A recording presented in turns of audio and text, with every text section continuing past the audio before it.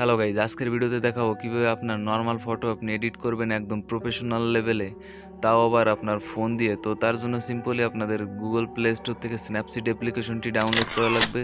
তো স্ন্যাপসিড অ্যাপ্লিকেশনের download link আমার ডিসক্রিপশন বক্সে দেওয়া থাকবে, চাইলে সেখান থেকেও ডাউনলোড করে নিতে পারেন। তো দেরি না করে চলুন শুরু করা যাক আমাদের মূল ভিডিও।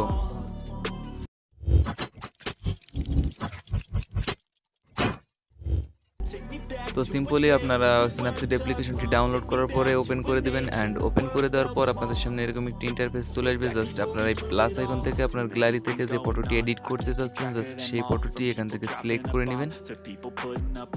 অ্যান্ড ফটোটি সিলেক্ট হয়ে যাওয়ার পর আমরা যে প্রথম অপশনে চলে আসবো সেটি হচ্ছে আমাদের এই পেন্সিল আইকন। জাস্ট আপনারা পেন্সিল আইকনে চলে আসবেন, আর ভিডিওটিতে যারা এখনো লাইক করেননি ভিডিওতে একটি লাইক করে দেবেন। অ্যান্ড চ্যানেলটিতে যদি আপনি নতুন হয়ে থাকেন তাহলে আমাদের চ্যানেলটিকে সাবস্ক্রাইব করে দেবেন।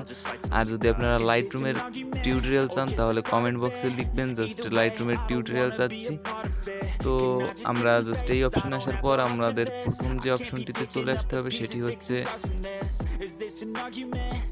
HDR space. সো আপনারা HDR স্পেসে চলে আসবেন, অ্যান্ড এখান থেকে অবশ্যই আপনারা সেকেন্ড নামের যে অপশনটি দেখতে পাচ্ছেন পিপল, জাস্ট পিপলে আপনারা সিলেক্ট করে দেবেন। অ্যান্ড প্রথম যে ফিল্টার জাস্ট এটাকে আপনারা প্লাস 67 অথবা 70-এর পাশাপাশি রাখবেন।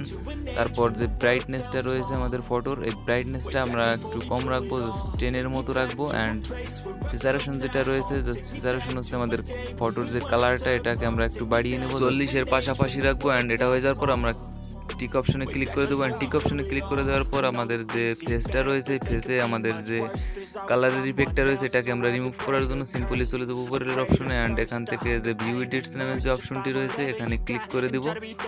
অ্যান্ড ক্লিক করে দেওয়ার পর এখানে যে HDR স্পেস নামের যে অপশনটি রয়েছে জাস্ট এটাই আমরা ক্লিক করে দিব। অ্যান্ড এখান থেকে পেন্সিল আইকনে ক্লিক করে দিব। অ্যান্ড পেন্সিল আইকনে ক্লিক করে দেওয়ার পর এরকম একটি ইন্টারফেসে নিয়ে যাবে আপনাদের। জাস্ট আপনারা জুম আপ করে আপনাদের ফেসে নিয়ে যাবেন। অ্যান্ড ফেসে নিয়ে যাওয়ার পর আপনাদের জাস্ট এই অপশনে ক্লিক করে দিতে হবে।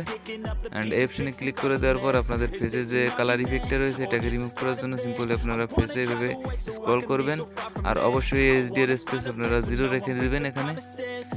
তো আমাদের যে হাতে অথবা ফেসে যে কালার গ্রেডিংটা রয়েছে এটাকে আমরা রিমুভ করে নেব, জাস্ট আমাদের আগের মতো রাখবো। তার জন্য এখান থেকে আমরা এভাবে স্ক্রলিং করব।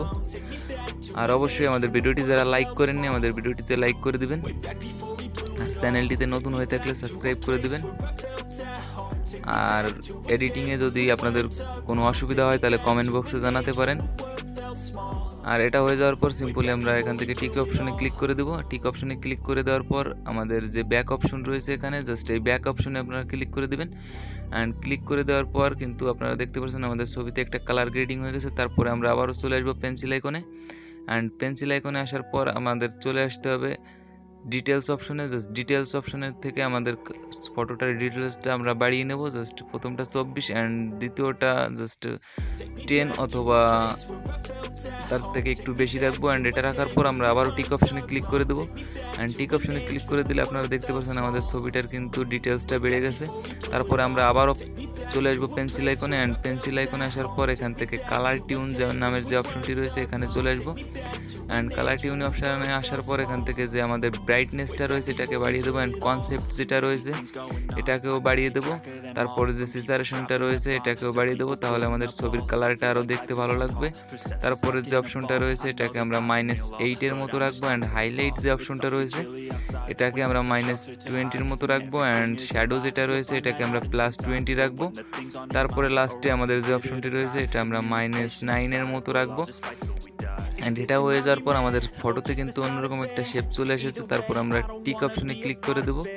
অ্যান্ড আপনারা যদি দেখেন আমাদের বিফোর অ্যান্ড আফটার, তাহলে দেখতে পাচ্ছেন আমরা ছবিতেও কিন্তু অনেকটা কালার গ্রেডিং করে আমরা আবারও পেন্সিল আইকন থেকে কার্ভস অপশনে চলে আসবো। জাস্ট এই অপশনে আসার পর আপনারা জাস্ট নিচে এবং উপরে এভাবে স্ক্রল করবেন যে কোন কালারটা আপনার ফটোর সাথে অ্যাডজাস্ট হয়, জাস্ট সেই কালারটা আপনারা রাখবেন। অ্যান্ড আমরা এটা রেখেছি। এটা রাখার পর আমাদের কালারে কিন্তু নতুন একটা শেপ চলে এসেছে। তারপরে আমরা আবারও চলে আসবো পেন্সিল আইকনে। অ্যান্ড পেন্সিল আইকনে আসার পর আমাদের ফেসের যে কাজটি রয়েছে এটা আমরা এখন করে নিব। তো ফেসের কাজ করার জন্য সিম্পলি আমরা চলে আসবো এখান থেকে সিলেক্টিভ অপশনে।